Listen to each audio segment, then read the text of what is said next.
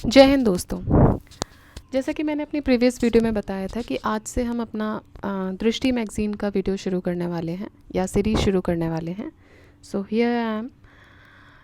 ये जो सीरीज़ है ये दृष्टि करंट अफेयर्स जो ईयरली मैगज़ीन जो आती है, जो जनरली यूपी के एग्ज़ाम से जस्ट पहले हम कवर अप करते हैं, वो सीरीज़ है। इसमें अप्रैल 1 से अप्रैल 1 2002 से अप्रैल 15 2023 तक का पूरा करंट अफेयर्स कवर्ड है। पहले हम इसको करेंगे और इसको करने के बाद फिर जो भी इन 3-4 मंथ्स का करंट अफेयर्स बचेगा उसको हम दोबारा से कवर अप करेंगे। सो यहाँ से अगर हम स्टार्ट करें तो हम देखते हैं कि इसमें on and around total 216 pages हैं, 216 पेजेस, जो कि आपके ऑलमोस्ट सारे डाइवर्स फैक्ट्स को कवर कर रहा है। इकोनॉमिक अफेयर्स, एनवायरमेंटल अफेयर्स, जो लोग रेगुलर पढ़ते हैं उनको आई गेस आइडिया होगा, और जो पहली बार पढ़ने वाले हैं तो उनके लिए मैं बता दूं कि इसमें ऑलमोस्ट सारे ही पर्सपेक्टिव्स कवर कर लिए जाते हैं। स्टार्टिंग के कुछ पेजेस जो होते हैं वो पॉइंट्स टू रिमेंबर को डेडिकेटेड होते हैं, जहाँ पे वन लाइनर्स आपके लिए करंट अफेयर्स दिए जाते हैं। हालांकि सारा एक्सप्लेनेशन इनका पीछे होता है, बट ये जस्ट टू रिमेंबर कि जब आप एग्ज़ाम के लिए जाते हो उससे पहले आप इसको वाइंड अप करते हो। बट हम सारी चीज़ें एक एक करके देखेंगे। उसके बाद फिर नेशनल अफेयर्स में हर एक क्राइटेरिया से पढ़ा जाता है। जैसे कि हम इसमें देखें, पॉलिटिकल नेशनल अफेयर्स को कवर किया जाता है। उसके बाद नेशनल स्कीम्स और इनिशिएटिव्स इन्होंने कवर किए हुए हैं जितने भी हैं। After that national events and programmes को कवर किया हुआ है। नेक्स्ट 4th नंबर पे रिपोर्ट्स और इंडाइसेस कवर किए हुए हैं, एंड 5th पे मिसलेनियस पोर्शन कवर किया हुआ है। This is all about national affairs.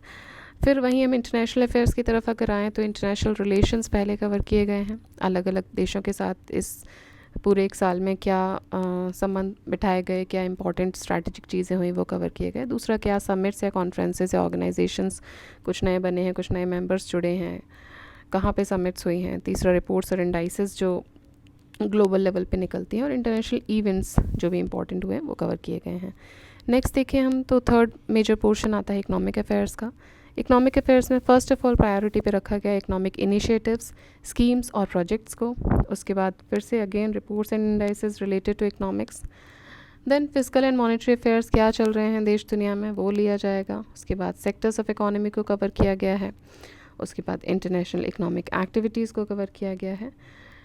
Next major portion जो आएगा वो साइंस टेक से आएगा। Now this is huge topic, देखने में छोटा लग रहा है बट टाइम टेकिंग हो जाता है कभी कभी। तो यहाँ जितनी भी नई पॉलिसीज़ आई हैं या स्पेस से रिलेटेड या मेडिकल साइड से जो भी कुछ नया हुआ है वो इसमें आपका डाला गया है, along with the Nobel prizes. तो ये हम यहाँ से कवर करने वाले हैं। उसके बाद हम एनवायरमेंटल अफेयर्स पे आएंगे। ऑब्वियसली आजकल हम देख रहे हैं कि एनवायरमेंट से क्वेश्चंस हर एक एग्ज़ाम में ज़्यादा उठाए जा रहे हैं, तो एनवायरमेंटल अफेयर्स से हम आएंगे, सारे पोर्शन कवर करेंगे।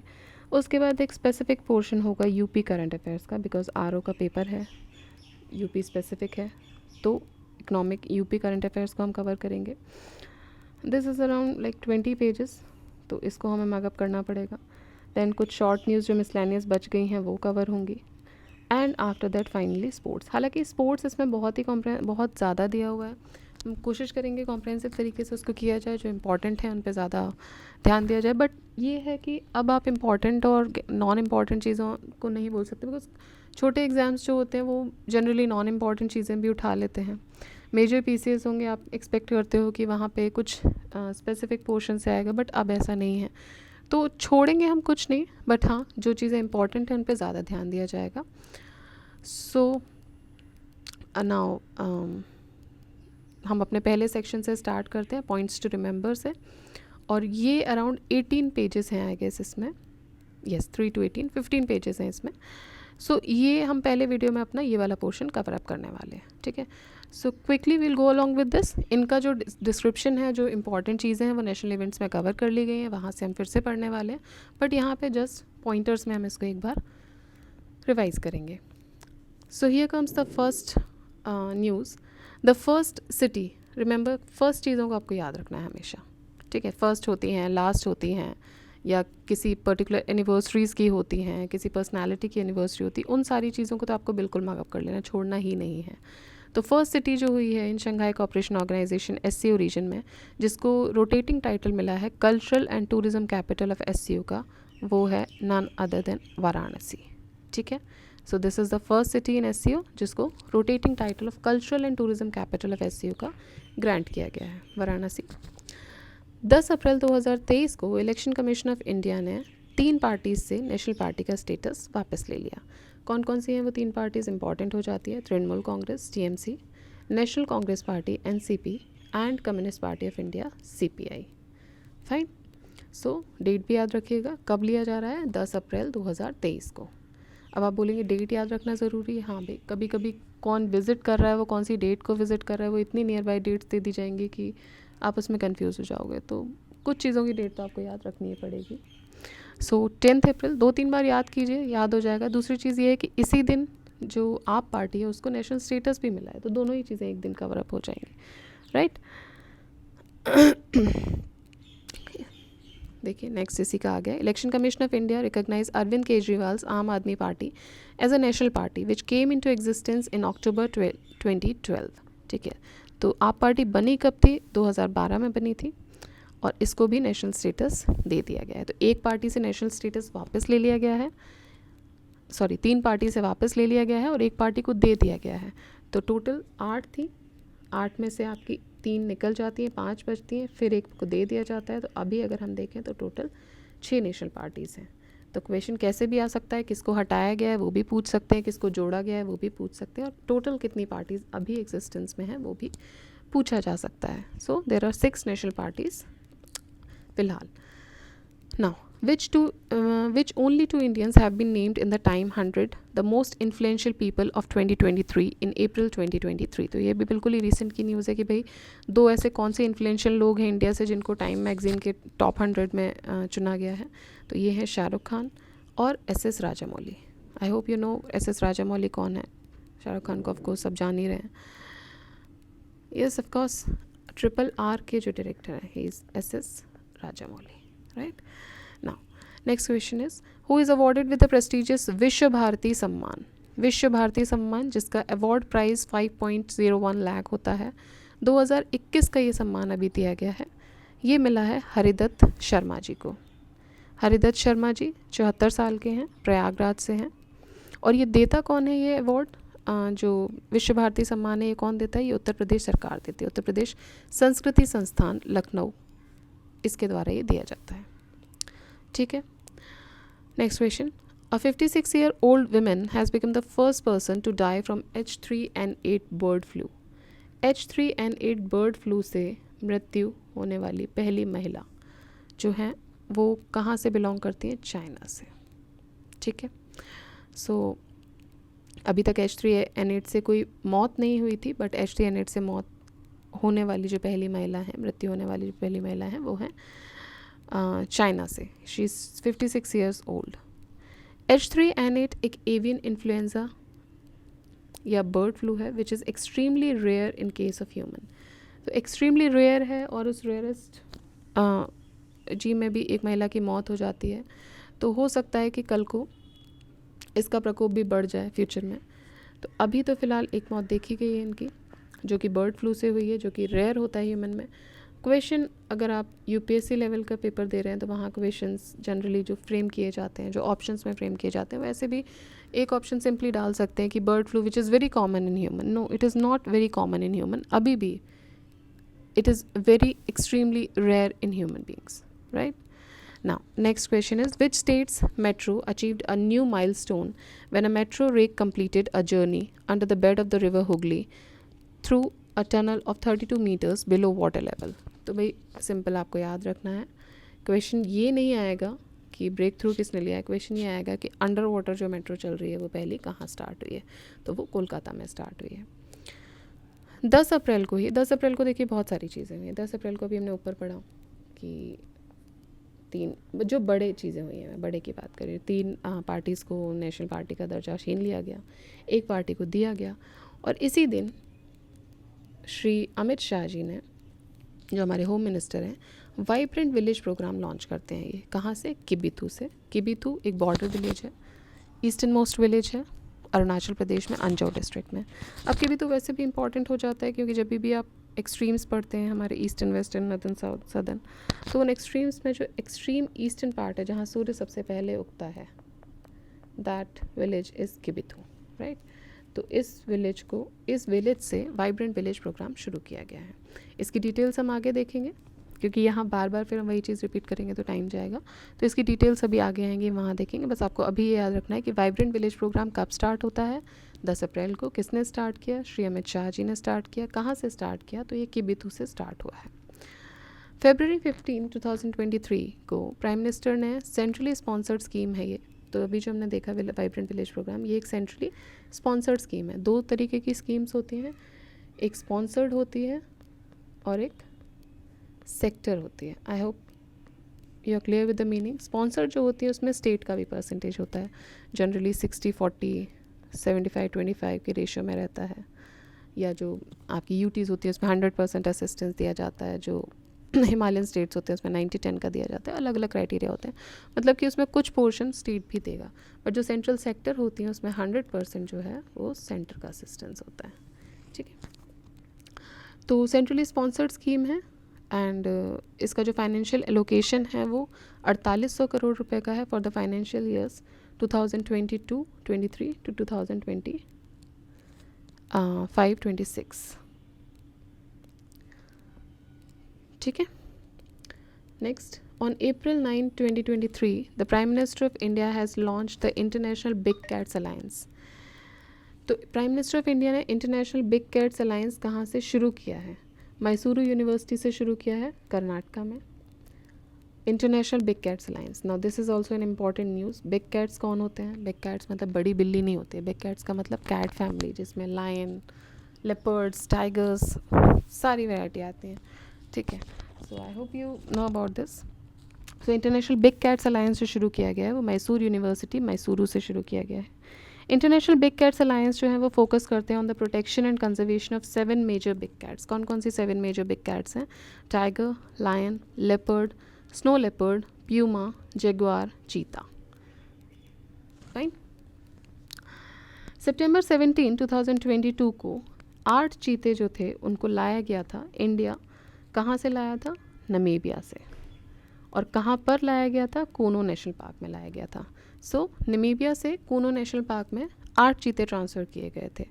अफ्रीकन चीता विद सेवरल सब species occurring in different African countries. ठीक है, तो जो अफ्रीकन चीता हैं वो बहुत सारे अलग अलग अफ्रीकन कंट्रीज़ में देर इज़ अभी भी रह रहे हैं, तो वो वल्नरेबल लिस्ट में आते हैं। हमारे यहाँ तो एक्सटिंक्ट हो गए थे तो हमने बाहर से मंगाए हैं, बट वहाँ अभी भी हैं, इसीलिए वो वल्नरेबल स्पीशीज़ में आते हैं। Recently, a bill was passed in Rajya Sabha to give the ST status to which community in 4 districts of Uttar Pradesh. तो जो बिल पास हुआ था राज्यसभा में, उसने ST स्टेटस दिया है। कौन सी कम्युनिटी को दिया है और किन डिस्ट्रिक्ट्स में दिया है? तो भाई संत कबीर नगर में दिया है, संत रविदास नगर में दिया है, चंदौली में दिया है और कुशीनगर में दिया है। सारे इंपॉर्टेंट जगह हैं, किसी न किसी हिस्टोरिकल चीज़ से जुड़े हुए हैं।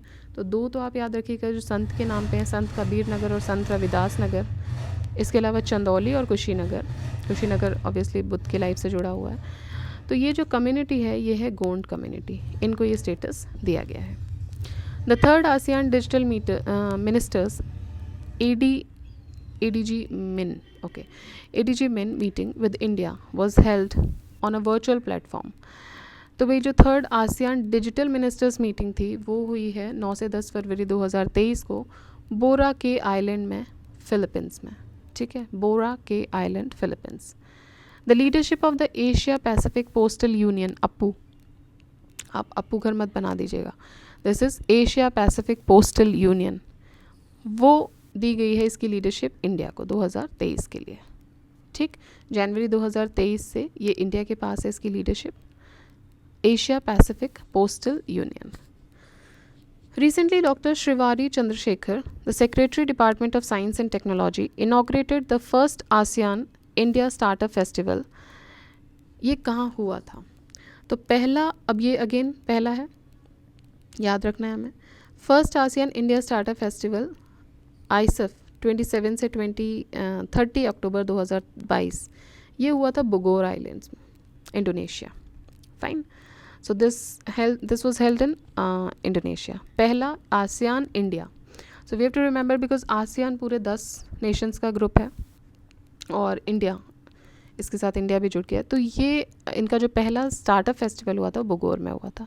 Recently 17th annual summit of G20 was held in Bali, Indonesia. तो 17th एनुअल समिट जो है G20 की वो बाली में संपन्न हुई अभी, और under the presidency of the under the theme recover together recover stronger. तो भाई आपको सभी को पता होगा, बहुत बड़ी न्यूज़ है, हर जगह पोस्टर्स हैं, जिसको जो ना भी पढ़ाई से जुड़ा उसको भी पता होगा कि इस बार जो G20 की प्रेसिडेंटशिप है वो 1 दिसंबर से इंडिया के पास है। लेकिन इससे पहले जो प्रेसिडेंटशिप थी वो किसके पास थी? वो थी इंडोनेशिया के पास। तो उस टाइम पे जो आपका थीम थी वो थी रिकवर टुगेदर रिकवरी स्ट्रॉन्गर। अभी अगर हम बात करें 2023 में, तो भाई G20 के बारे में हम वैसे भी अलग से एक वीडियो बनाएंगे, सारा कुछ पढ़ेंगे, बट अभी के लिए अगर हम याद रखें तो इंडिया के पास उसकी प्रेसिडेंसी है, और जो हमारा थीम है वो है वसुधैव कुटुंबकम। ना India has assume the charge of G20 presidentship and the 18th summit. ठीक है, अब याद रखिएगा हमारे यहाँ जो इस साल हो रही है वो 18th समिट होगी, और वो कहाँ होगी? ये होगी न्यू दिल्ली में। इंडिया की जो G20 प्रेसिडेंसी की जो थीम है उसका नाम है वसुधैव कुटुंबकम, जैसा भी हमने डिस्कस किया। इसको अगर हम इंग्लिश में देंगे तो 1 अर्थ 1 फैमिली एंड 1 फ्यूचर, और ये लिया गया है from the ancient Sanskrit text Maha Upanishad से। 7th ईस्टर्न इकोनॉमिक फोरम 2022 ये सितंबर में हुआ था। It was established by a decree of the President of the Russian Federation Vladimir Putin in 2015। ठीक है, तो भाई ये कब बनाया गया था? ये 2015 में बनाया गया था, ईस्टर्न इकोनॉमिक फोरम EEF जिसको हम बोलते हैं। इसका 7th एडिशन अभी रिसेंटली कहाँ हुआ है? तो भाई पुतिन जी ने बनाया था, तो वहीं होगा व्लादिवोस्टॉक रशिया में। ठीक है, कौन हिम्मत ले सकता है कहीं और कराने की? So it was held in Russia, और वहीं होता है। Then on February 24, 2023, Kerala government has launched robotic scavenger and became the first state to use robotic scavengers to clean the manholes। तो भाई सिंपल आपको याद रखना है कि पहला रोबोट जो manholes को क्लीन करने के लिए बनाया गया है, दो चीज़ें इसमें याद रखनी। पहला वो केरला गवर्नमेंट के द्वारा बनाया गया, दूसरा उसका नाम क्या है।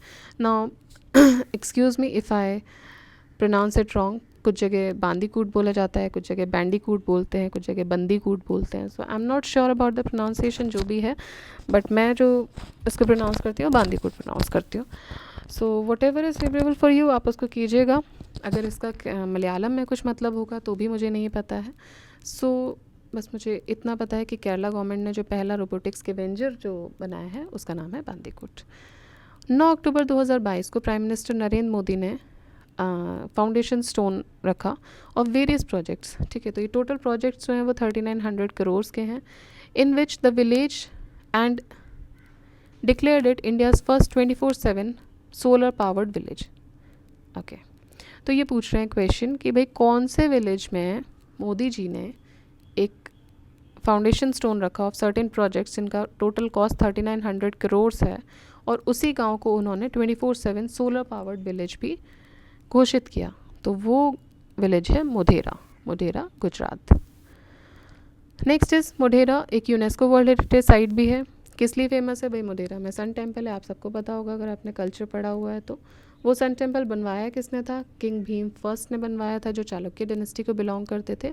और कौन सी नदी के किनारे है? तो वो नदी है पुष्पवती। ठीक है, तो मोढेरा क्यों फेमस है? अभी क्यों फेमस है? क्योंकि उसको 24/7 सोलर पावर्ड विलेज घोषित किया गया है। दूसरा, मोढेरा में सन टेम्पल है जिसको बनवाया था किंग भीम ने, और वो कौन सी नदी के किनारे है? तो हमें याद रखना है, नदी है Pushpavati. Pravasi Bharatiya Divas convention 2023 most important question. इसका थीम क्या था? पहली चीज़ थीम थी diaspora reliable partners for India's progress in Amritkaal. इसकी थीम थी diaspora reliable partners for India's progress in Amritkaal. अब भाई सिर्फ डायस्पोरा याद करके मत चले जाइएगा, डायस्पोरा लगा के आगे कुछ और लाइन लिख सकते हैं भाई, चारों ऑप्शन में डायस्पोरा हो सकता है, तो एलिमिनेशन नहीं हो पाएगा। तो थोड़ा सा देख लो, पूरा याद नहीं भी रहता है तो भाई कुछ कुछ कीवर्ड्स ध्यान दे लो। अमृतकाल लिख दिया है, या इंडिया की प्रोग्रेस के बारे में बात कर रहे हैं, तो कुछ जैसे भी आपको याद हो, इसके कुछ कुछ चीज़ें आपको याद रखनी है। डायस्पोरा तो ऑब्वियसली रखना है, अगर डायस्पोरा आ जाता है चारों ऑप्शंस में से कहीं सिर्फ एक ही जगह डायस्पोरा है तो ठीक है, वेल एंड गुड, आपको याद है। बट फिर भी थोड़ा सा एक अपना विजन में इसको रखिएगा कि भाई क्या है, अमृतकाल है, पार्टनर्स हैं, इंडियाज़ प्रोग्रेस है, वो सारी चीज़ें आपको ध्यान रखनी है। ठीक है, next first I2U2 again an important organisation. तो फर्स्ट I2U2 लीडर्स, अब कौन कौन है I2U2 में? इंडिया है, इज़राइल है, UAE है, USA है। I2U2. The first I2U2 leaders virtual summit quadrilateral forum held recently for the first time. तो इसमें कौन कौन आते हैं, क्वेश्चन वही है, हमने पहले डिस्कस कर लिया कि भाई इसमें इंडिया, इजराइल, यूएई और यूएसए है. Which country was name the world's happiest country for the 6th year in a row. भाई 6वीं बार लगातार कौन दुनिया की सबसे खुशनुमा कंट्रीज़ में से एक है. खुशनुमा एक नहीं, मतलब पहले नंबर पे ही इनफैक्ट, तो वो है फिनलैंड. 6 बार से वही आ रही है ना. आप सोच रहे हो कि इंडिया क्यों नहीं आती. भाई फिनलैंड में जुमा 10 आदमी रहते होंगे. Just joking. बट बहुत कम पॉपुलेशन है, मारा मारी नहीं है. सो जितनी भी बड़ी कंट्रीज़ हैं वो तो भाई कभी सपना नहीं देख सकते कि हम फर्स्ट नंबर पे आएंगे ऑब्वियसली. हाँ, बट अपने आप को इम्प्रूव करने के काम ज़रूर कर सकते हैं. तो इन कंट्रीज़ से कॉम्पीट करना तो मुश्किल है. फिनलैंड, डेनमार्क, नॉर्वे, ये सब हमेशा इन चीज़ों में फर्स्ट ही आते हैं because of lack of population we could say, और रिसोर्सेज पूरे रहते हैं तो भाई लोग खुश ही रहेंगे. सो फ़िलहाल आपको ये याद रखना है कि वर्ल्ड हैप्पीनेस रिपोर्ट में जो फर्स्ट रैंक मिला है वो मिला है फिनलैंड को लगातार 6वें साल. और अगर हम बात करें तो इंडिया की रैंक की बात करें तो इंडिया की रैंक है 126. ठीक है, 137 में से तो बहुत नीचे हमारी रैंक आ रही है इसमें. बट ठीक है, we are trying to improve it. Government is trying to improve it although if it is. Then there was no change in India's score and position in the Corruption Perception Index 2022. The position remained at. तो भाई कोई change नहीं आया है. पहले भी यही position पे थे, अभी भी इसी पोजीशन पे, and the position is 85th position. ठीक है. Next is which institute has developed the viologen unit for grafted organic framework IOFM technique for the tackling the problem of water contamination. तो भाई वाटर कंटामिनेशन टैकल करने के लिए कौन से institute ने डेवलप किया है इस यूनिट को. तो भाई ये जो यूनिट है, टेक्निक है, इसको डेवलप किया गया है IISER पुणे के द्वारा. What does IISER stands for? India institute of science education and research. Which ministry has launch the Samudrayaan mission. तो समुद्रयान मिशन कौन सी मिनिस्ट्री ने लॉन्च किया है भाई. है तो समुद्रयान, लेकिन लॉन्च किया गया मिनिस्ट्री ऑफ अर्थ साइंस के द्वारा. सो ऑब्वियसली उसी के द्वारा किया जाएगा. तो मिनिस्ट्री ऑफ अर्थ साइंस ने जो लॉन्च किया है उस मिशन का नाम है समुद्रयान. और ये क्या करने वाला है, ये 3 लोगों को 6000 मीटर की गहराई में भेजेगा इन अ व्हीकल कॉल्ड मत्स्य. तो उस व्हीकल का नाम है मत्स्य 6000. नाम में ही आ गया 6000, तो बहुत ज़्यादा मशक्क़त नहीं होगी कि कितना मीटर डीप डेप्थ पे जाना है अगर क्वेश्चन आता है तो मत्स्य 6000 जो है वो 3 लोगों को लेके ऑन बोर्ड जाएंगे 6000 मीटर डीप. फॉर किस लिए जाएंगे? डीप ओशन एक्सप्लोरेशन के लिए. और इसको डिज़ाइन और डेवलप किसने किया है? तो भाई इसको national institute of ocean technology NIOT ने किया है, चेन्नई, तमिलनाडु. ठीक है, तो ये अपने आप में भी एक क्वेश्चन बन जाता है कि NIOT कहाँ पर है. तो ये चेन्नई, तमिलनाडु में है. तो यहाँ से 3 क्वेश्चन निकल के आते हैं. समुद्रयान मिशन पहली चीज़. तो समुद्रयान मिशन किसने लॉन्च किया है? तो मिनिस्ट्री ऑफ अर्थ साइंस ने लॉन्च किया है. क्या होगा इस मिशन में? इस मिशन में 3 लोगों को 6000 मीटर की गहराई पे ओशन एक्सप्लोरेशन के लिए लेके जाएंगे एक व्हीकल में, और उस व्हीकल का नाम है Matsya 6000. And this vehicle has been developed by national institute of ocean technology, Chennai, Tamil Nadu. First all India annual states ministers conference on water vision @ 2047 recently held in which city of India. तो भाई पहला हुआ है, और क्या हुआ है? Water vision @ 47. ठीक है, रिसेंटली ये कहाँ हुआ है? पहला है, मोस्ट इम्पॉर्टेंट हो जाता है, आपको याद रखना है. ये हुआ है भोपाल में. What is the name of Hawaiian volcano which erupted again recently. तो ये भाई ये इरप्ट होते ही रहते हैं ये कुछ वॉल्केनोज जो हैं. तो इस वॉल्केनो का नाम है किलायू वॉल्केनो. मुझे ये प्रोनाउंस करने में थोड़ी प्रॉब्लम आती है, किलायू और किलियू, पता नहीं, अपने हिसाब से देख लेना. तो ये हवाईयन वॉल्केनो है जो कि इरप्ट हुआ था फिर से किलायू वॉल्केनो में. और ये एक्टिव शील्ड वॉल्केनो है. किस तरीके का? एक्टिव तो है लेकिन एक्टिव शील्ड वॉल्केनो. वॉल्केनो आपने ज्योग्राफी पढ़ा होगा तो आपने पढ़ा होगा कि there are numerous types of volcanoes, उसी में से एक टाइप होता है शील्ड वॉल्केनो का. तो इसमें होता क्या है कि जो मैग्मा होता है वो कम विस्कोसिटी का होता है, और वो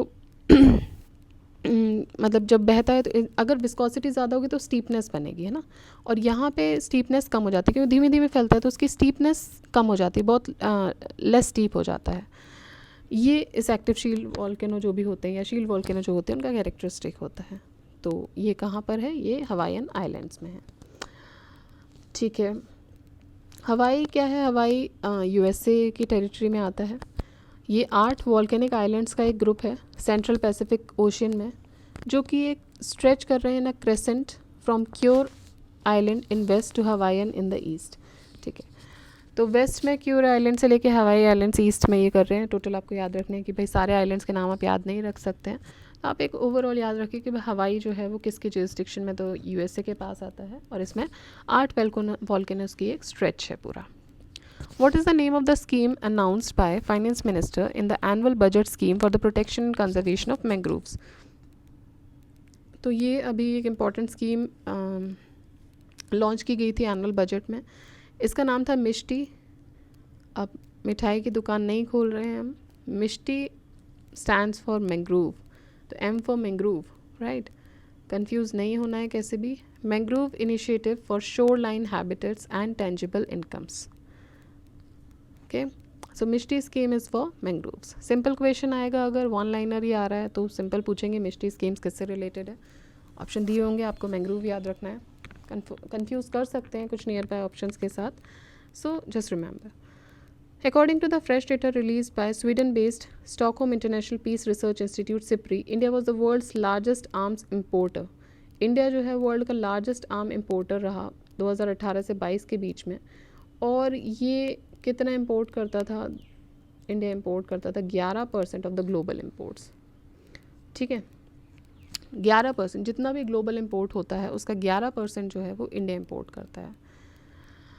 11th इंटरनेशनल आईपी इंडेक्स ये रिलीज़ की गई यूएस चैम्बर ऑफ कॉमर्स के द्वारा। IP stands for intellectual property. Among the 55 leading global economies India was ranked at, तो भाई इसमें इंडिया की रैंक क्या थी? आईपी इंडेक्स में इंडिया की रैंक थी 42nd। रिलीज़ कौन करता है? US chamber of commerce. Human development report HDR का थीम क्या था? एचडीआर का थीम था uncertain times, unsettled lives, shaping our future in a transforming world. Which country released a special stamp to honor 75th anniversary of India's independence? ठीक है, तो India के independence के 75 साल हो गए हैं। इसकी खुशी में कौन सी कंट्री ने एक स्पेशल स्टैम्प को रिलीज़ किया है?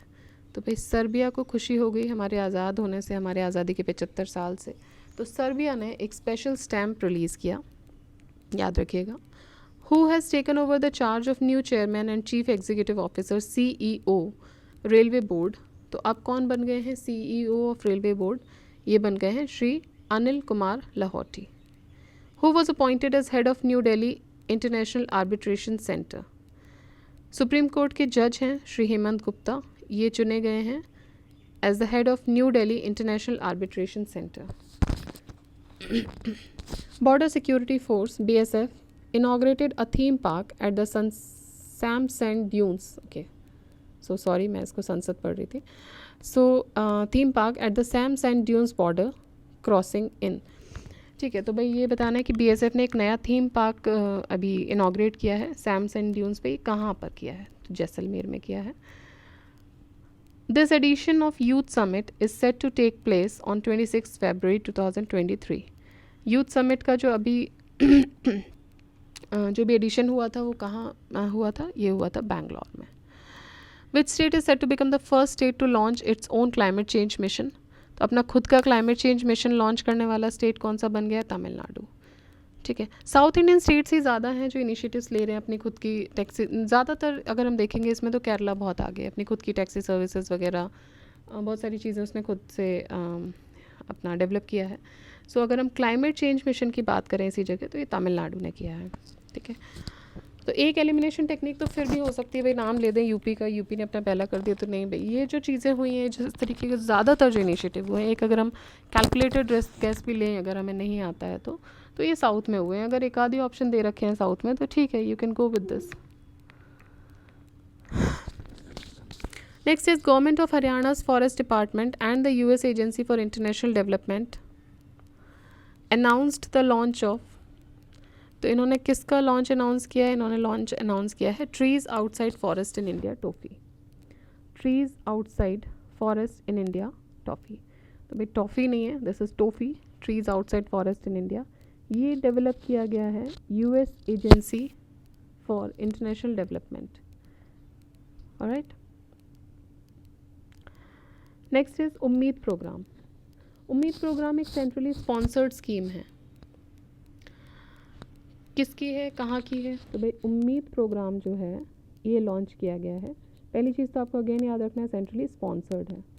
कहाँ के लिए है? जम्मू कश्मीर के लिए है। किसके लिए है स्पेसिफिकली अगर हम बात करें तो विमेन को एनकरेज करने के लिए है।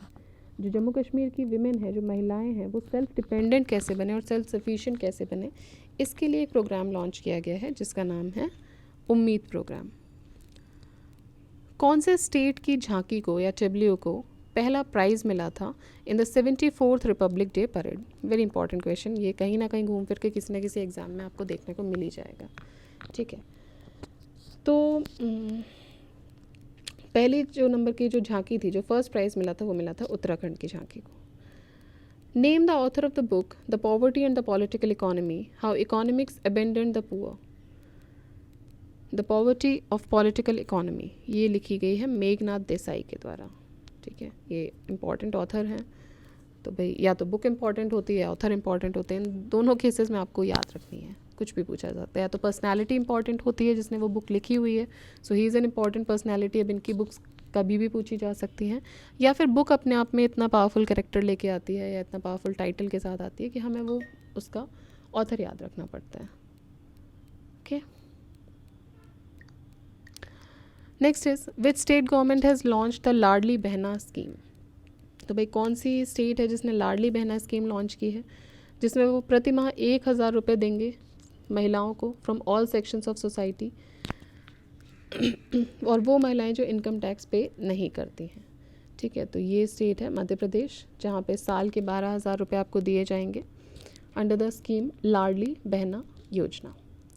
What is the theme of world wetlands day 2023? World wetlands day का जो थीम है वो है it's time for wetlands restoration. ठीक है, क्या थीम है? It's time for wetlands restoration.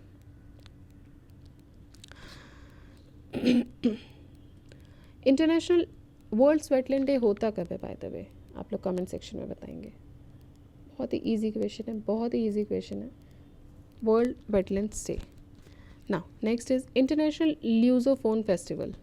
ल्यूजोफोन नाम से क्या लग रहा है आपको? कहाँ होगा? Andaman Nicobar? No, it is in Goa. Now the lusophone और this community belongs to Portuguese. आपको सबको पता होगा कि गोवा जो था वो पोर्टुगीज़ के कब्ज़े में था, और सबसे पहले पोर्टुगीज़ आए थे और सबसे लास्ट में गए थे, और लास्ट में हमने पोर्टुगीज़ को गोवा से ही निकाला था। राइट, ऑपरेशन विजय कंडक्ट हुआ था। उस ऑपरेशन विजय के आधार पे 1961 में पोर्टुगीज़ देश से निकाले गए थे। तो उन्हीं की जो कुछ कम्युनिटीज़ यहाँ रह गई थी, इतने सालों से थे, फिर रिमेंबर 600 साल से वो लोग यहाँ रह रहे हैं, अराउंड 500-600 साल से। तो भाई बहुत सारी कम्युनिटीज़ यहाँ रह जाती हैं, शादियाँ हुई, बच्चे हुए, वो सब कम्युनिटीज़ भी रह जाती हैं, या फिर प्योर कम्युनिटीज़ भी रह जाती हैं, तो वो भी अपना एक फ़ेस्टिवल मनाते चले आए हैं। उसी फेस्टिवल का नाम है lusophone festival. Next is national minorities day. National minorities day commemorate होता है December 18 को। तो national minorities day, rights day हम मनाते हैं 18 दिसंबर को, फर्स्ट इम्पॉर्टेंट चीज़। दूसरा, इसकी जो थीम थी 2022 के लिए वो क्या थी? हालांकि आई गेस इसकी थीम उतनी इम्पॉर्टेंट नहीं होनी चाहिए। ठीक है, all in for minority rights ये इसकी थीम थी, बट कुछ चीज़ें हैं जिनकी थीम रेगुलरली नहीं पूछी जाती। अब जैसे बड़े आपके जो भी इवेंट्स हो रहे हैं लाइक G20 बहुत ही प्रोमिनेंट है कि उसकी थीम कहीं भी पूछ ली जाएगी। आई गेस ये अब हर दिन की हर डे की आप थीम याद नहीं रख सकते। हाँ, कुछ इम्पॉर्टेंट उस टाइम पे किसी की एनिवर्सरी हो, या किसी को इतने 50 साल हो गए उस डे को मनाते मनाते, या फिर कुछ लाइमलाइट में कुछ न्यूज़ में रहा हो इसलिए हो, तो फिर भी हमको याद रखना। बट अदरवाइज़ हम हर डे की थीम तो नहीं याद रख सकते। मैं ये नहीं कहूँगी कि आप बिल्कुल ध्यान मत दीजिएगा, देख लीजिए, एक नज़र डाल लीजिए, आ जाता है तो अच्छी बात है, बट एज सच इसको बहुत ज़्यादा इस पर फुटेज नहीं लेना है इसको पढ़ने के लिए कि भाई हम इसको रट रहे हैं बैठ के। तो दीज आर सिंपली डेज़, आप हर दिन की थीम आप याद नहीं रख सकते हैं। तो जस्ट हैव अ लुक कि भाई all in for minority rights ये इनकी थीम थी, but national minorities rights day होता कब है ये आपको याद रखना पड़ेगा। ये December 18th को होता है ना। फर्स्ट स्टेट टू सेटअप दिव्यांग डिपार्टमेंट, पहला स्टेट जिसने जिसने एक नया डिपार्टमेंट इस्टेब्लिश किया है, दैट इज़ दिव्यांग डिपार्टमेंट, वो है Maharashtra. World's first science Sanskrit film on Mangalyaan, world की पहली साइंस संस्कृत फिल्म मंगलयान पे, उसका नाम है यनम। ठीक है।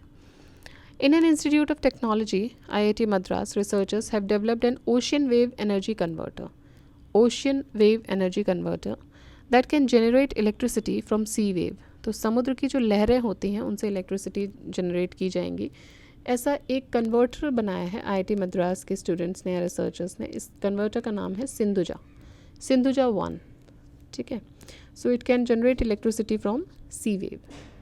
Now, in order to lessen the conflict between people and elephants, Nainital, Uttarakhand has started a pilot project called REHAB, reducing human attacks using honeybees. Fine. तो भाई जो कॉन्फ्लिक्ट होता है बिटवीन पीपल एंड एलिफेंट, उसके लिए एक नया project शुरू किया गया है। कहाँ पे शुरू हुआ है? नैनीताल उत्तराखंड में शुरू हुआ है और इसका नाम है REHAB।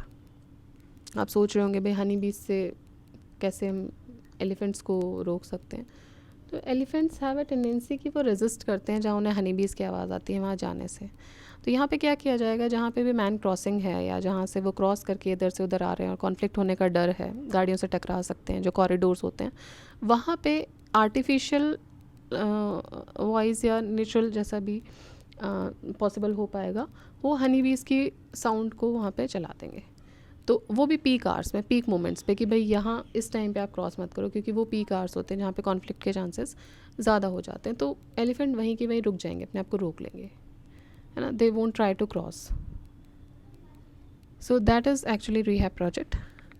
Next is the Dhammadeep international Buddhist university, DDIBU, is expected to become the first Buddhist run university in India. तो DDIBU जो है वो पहली बुद्धिस्ट रन यूनिवर्सिटी बन गई इंडिया में, to offer Buddhist education,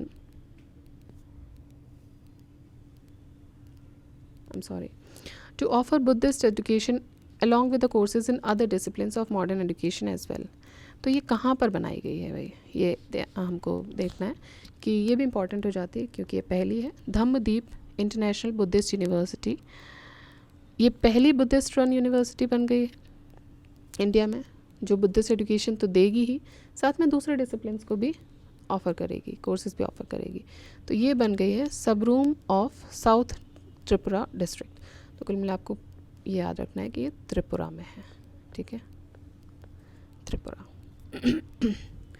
where does the first fully digital literate panchayat lies? तो पहली फुल्ली डिजिटल लिटरेट पंचायत, भाई सब लोग डिजिटली लिटरेट हैं उस पंचायत में। ये कहाँ पर है? ये है केरला के Pullampara district. Fine, Kerala Pullampara. The recent initiative brokered between Russia and Ukraine by the United Nations and Turkey in July was named as। तो एक recent initiative को का ब्रोकरेज किया किसने? रशिया और यूक्रेन के बीच में। किसके द्वारा किया गया ये भी आपको याद रखना है, यूनाइटेड नेशंस एंड टर्की के द्वारा। UN और टर्की ने किया। इसको नाम क्या दिया गया? इसको नाम दिया गया the Black Sea green initiative. ठीक है, इंपॉर्टेंट है, very important. Black Sea green initiative क्या हो सकता है? तो भाई ब्लैक सी की लोकेशन अगर आपको पता है तो एक तो आप उससे गेस कर सकते हैं। ठीक है, अगर आपकी ज्योग्राफी थोड़ी स्ट्रॉन्ग है, थोड़ी आपकी फिजिकल ज्योग्राफी स्ट्रॉन्ग है, मैपिंग स्ट्रॉन्ग है, तो एक तो आप इससे आराम से एलिमिनेट कर सकते हैं, क्योंकि ये मतलब एक कीवर्ड है इसमें, ब्लैक सी। बाकी ग्रीन इनिशिएटिव है, आपको कंफ्यूज किया जा सकता है, तो आपको याद रखना है कि भाई ये यूनाइटेड नेशंस ने और टर्की ने मिलकर किया है। ऑब्वियसली लोकेशन से आपको पता ही चल रहा है किसके लिए किया होगा। तो रशिया और यूक्रेन लाइमलाइट में है ही, वॉर चल ही रहा है उनके बीच में, अभी ख़त्म नहीं हुआ है। तो इन्हीं के लिए अलग अलग इनिशिएटिव्स हो रहे हैं। It is a very important question, mark it. Excuse me. Out of 191 countries and terrorists on 2021-22 Human Development Index tracking the global decline in human development, India was positioned at। तो भाई India का position क्या है इसमें? तो India का position है HDI में 132, राइट, सिंपल है, HDI में इंडिया का पोजीशन क्या है, 132. Between 6th to 9 December 2022, the 17th Asia Pacific Regional Meeting, 17th Asia Pacific Regional Meeting जो हुई of ILO तो किसकी मीटिंग है, ILO की है. कहाँ पर हुई, सिंगापुर में. PM Modi performed the foundation or Shilanyas ceremony to launch the construction of the India International Center for Buddhist Culture and Heritage. तो भाई कहाँ पर इन्होंने शिलान्यास किया, Lumbini mosaic zone, Lumbini monastic zone. PM Modi performed the foundation or Shilanyas ceremony to launch the construction of India International Center for Buddhist Culture and Heritage. याद रखना आपको क्या है, ये इंडिया इंटरनेशनल सेंटर है for Buddhist culture and heritage. कहाँ पर किया है, लुम्बिनी ने किया. On September 22, 2022, the USA lawmakers voted to ratify the Kigali Amendment. तो USA lawmakers ने भाई रेटिफाई करने को बोला है किगाली अमेंडमेंट को.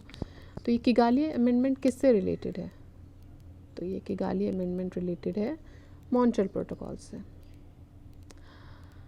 Next again important question, operation London bridge याद रखना है आपको. Operation London bridge, it is also known by it's code phrase London bridge is down. ठीक है, तो इसका कोड फ्रेज क्या है, लंदन ब्रिज इज़ डाउन. ये क्यों हुआ था या क्यों इम्पोर्टेंट बोल रहे हैं इसको, क्योंकि क्वीन एलिज़ाबेथ का जो जब डेथ हुई थी तो उनका जो फ्यूनरल प्लान था वो इस नाम से था, ऑपरेशन लंदन ब्रिज. वहाँ का आपने एक फेमस गाना भी सुना होगा, लंदन ब्रिज इज़ डाउन. सो उसी को इन्होंने कोड नेम करके रखा हुआ था क्योंकि उस टाइम उनको उसको बाव किया गया था just to honour the queen. So that was operation London Bridge, right. अगर आपको पता है तो आप ये भी बताइए कि जो रिसेंटली मई में जो सेरेमनी हुई थी of the crowning of the king, उसको क्या ये नाम दिया गया था, कौन सा ऑपरेशन था, तो कमेंट करके बताइएगा. Next is in May 2022 India has been unanimously elected as the new chair of the association of Asian election authorities AAEA for 2022-24 at the meeting held at. तो भाई कहाँ किसके लिए चेयरमैनशिप दी है इंडिया को, मनीला फिलीपींस में दी गई है. ठीक है. Next is recently Kerala, Tamil Nadu, Karnataka, southern states है तीनों, Kerala, Tamil Nadu, Karnataka, began the first synchronized vulture survey. तो इन्होंने पहला सिंक्रोनाइज्ड वल्चर सर्वे किया है in the selected regions of which Ghats, like तो इट इज़ वेस्टर्न घाट्स. तो भाई केरला, तमिलनाडु और कर्नाटका ने एक पहला सिंक्रोनाइज्ड वल्चर सर्वे किया है वेस्टर्न घाट्स में, उनके कुछ सिलेक्टेड रीजन्स में. Vulture conservation and breeding centre VCBC is located in Pinjore. तो ये भी आपको याद रखना है, ये भी इम्पॉर्टेंट हो जाता है कि जो वल्चर कंजर्वेशन और ब्रीडिंग सेंटर है वो कहाँ पर लोकेटेड है, तो वो पिंजौर, हरियाणा में लोकेटेड है. डाइक्लोफेनेक जो है वो टॉक्सिक होता है वल्चर्स के लिए, इवन स्मॉल डोजेस भी हैं जो उनका किडनी फेलियर कर सकते हैं. इसीलिए हमने देखा है कि वल्चर की जो पॉपुलेशन है वो टाइमली डिक्लाइन हुई थी. वाई, बिकॉज हमने एक्सेसिवली यूज़ करना शुरू कर दिया गया था डाइक्लोफेनेक को. किसमें, ये एक तरीके से पेन किलर होता है जो हम एनिमल्स में यूज़ करते थे. तो एनिमल्स जब मर जाते थे उन पे ये डेड डिके पे, आपको पता ही है कि वल्चर डेड एंड डिके पर एग्जिस्ट करते हैं, और इनको जब ये कंज्यूम करते थे तो उसके कंजम्पशन के बाद इनकी किडनी फेलियर होने लगी थी और धीरे धीरे वल्चर की पॉपुलेशन में सडन डिक्लाइन देखने को मिला था. Recently, Union Minister of Chemicals and Fertilizers have inaugurated the IFFCO Nano Urea liquid plants. अनोला कहाँ पर किया है इन्होंने, तो भाई केमिकल एंड फर्टिलाइज़र्स मिनिस्टर जो हैं इन्होंने इनाग्रेट किया है IFFCO nano urea liquid plants. ठीक है, IFFCO nano urea liquid plants कहाँ पर, आंवला और फूलपुर में, उत्तर प्रदेश में. आंवला और फूलपुर ये जो जगह हैं ये कहाँ पर है, ये दोनों ही उत्तर प्रदेश में. यूपी के लिए इंपॉर्टेंट हो जाता है, एज़ पर यूपी की इंपॉर्टेंट न्यूज़ है ये. तो आंवला और फूलपुर दो जगह पे IFFCO nano urea liquid plants लगाए गए हैं. Next is local biodiversity management committee concern panchayat along with secure Himalayas project recently resolved to declare याया सो। तो भाई लद्दाख की जो पहली, अब क्वेश्चन यहाँ से ये बनेगा कि लद्दाख की जो पहली बायोडाइवर्सिटी हेरिटेज साइट है, the first site of Ladakh to be declared as biodiversity heritage site is Yaya Tso.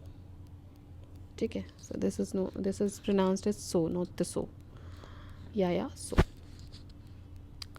Yaya Tso एक क्या है, एक नेस्टिंग हैबिटेट है। तो यहाँ पे बहुत सारे बर्ड्स और एनिमल्स यहाँ पे आके नेस्ट करते हैं। स्पेसिफिकली हम देखें तो bar head goose, black necked crane and brahminy duck. I don't know why the name is brahminy, ब्राह्मण है, I am not sure why this name brahminy duck has been given, but ये 3 नाम आपको याद रखने इंपॉर्टेंट। बाकी और भी आते हैं, but these are the important ones जो यहाँ पे नेस्ट करते हैं। Bar head goose, black necked crane and brahmini duck. It is one of the highest breeding sites of the black necked crane in India. ठीक है, तो black necked crane की one of the highest breeding site भी है ये। Recently construction of 4.1 kilometer Shinkun-La tunnel on Nimmu Padam Darsha road link has been approved. ठीक है भाई, इतने टिपिकल नाम हो जाते हैं, मेरे तो टंग ट्विस्ट हो जाती है। 4.1 kilometre Shinkun La tunnel on Nimu Padam Darcha road link has been approved, जो कि कनेक्ट करता है हिमाचल प्रदेश की लाहौल वैली और लद्दाख की जास्कर वैली को। ठीक है, तो लाहौल से लेके जास्कर को कनेक्ट करता है। ये जास्कर पड़ता है लद्दाख में, लद्दाख एरिया में, और लाहौल वैली पड़ती है, आपने लाहौल स्पीति सुना होगा, तो लाहौल वैली पड़ती है हिमाचल प्रदेश में। It will be built by BRO। तो भाई ये प्रोजेक्ट जो है ये कौन बना रहा है, ये आपको याद रखना है, ये BRO बना है, बॉर्डर रोड ऑर्गेनाइजेशन बना रहा है। और इनका एक एम्बिशियस प्रोजेक्ट है बॉर्डर रोड ऑर्गेनाइजेशन का, योजक। उस योजक प्रोग्राम के अंतर्गत ये BRO इस प्रोजेक्ट को बना रहा है। Recently Indian agriculture research institute IARI scientist have developed the 3rd climate smart variety of wheat. तो भाई इन्होंने 3rd climate smart variety wheat की डेवलप की है, जिसका नाम है HD3385, HD3385, राइट। सो किसने डेवलप किया है, ये किया है IARI ने। किसकी वैरायटी है, वीट की वैरायटी है, HD3385। जनरली इस टाइप के क्वेश्चंस नहीं पूछे जाते। आगे अगर कोई नाम दिया जाता है, लाइक पूसा ने कुछ बनाया है तो कुछ भी XYZ नाम दे दिया, वो पूछ लिया, वो जनरली देखे गए पूछे, बट यू कैन नॉट से कि नहीं ही आएगा। हो सकता है इसको आपको क्रॉस करने के लिए दे दिया जाए, आपको मैच करने के लिए दे दिया जाए, बट फिर भी जनरली इस तरह के क्वेश्चन, हाँ इसमें कोई पर्टिकुलर नाम को जोड़ा गया होता है स्पेसिफिकली, तो ज़्यादा चांसेस बढ़ जाते हैं। तो अगेन आई वुड से कि पढ़ना सब कुछ है, बट किस पे ज़्यादा ध्यान देना है वो आपको याद रखना है, क्योंकि करंट अफेयर्स वास्ट होता है, इसका अनएंडिंग होता है, तो आप हर एक चीज़ को तो नहीं आप मगअप कर सकते हो। But again as I said कि कुछ जो चीज़ें पहली बार हो रही हैं, जो चीज़ें स्ट्रैटेजिकली इम्पॉर्टेंट हैं, कल्चरली इम्पॉर्टेंट हैं, उनको हमें थोड़ा सा दूसरी चीज़ों से ज़्यादा प्रायोरिटी पे रखना है। बाकी तो सारी चीज़ें इंपॉर्टेंट हैं ही, वो चल ही रही हैं। सो आज हमने इसके 3 पेजेस कवर किए। पहला ही वीडियो है इसलिए मैं इसको थोड़ा सा शॉर्ट रख रही हूँ, बाकी हम थोड़ा और स्पीड से इसको जल्दी कवर अप करेंगे। आपका कोई भी सजेशन हो तो आप कमेंट बॉक्स में डाल सकते हैं। स्लो लग रहा है, फास्ट लग रहा है, या कुछ और इसमें इम्प्रूवमेंट करने हैं, वॉइस क्लियर है कि नहीं है, आपको समझ आ रहा है कि नहीं आ रहा है, तो वो जो भी आपके सजेशंस हैं आप उसको कमेंट बॉक्स में मेंशन कर सकते हैं। ठीक है, ओके, तो we'll come up with the next video जहाँ पे हम ये पॉइंट्स रिमेंबर कंप्लीट करेंगे।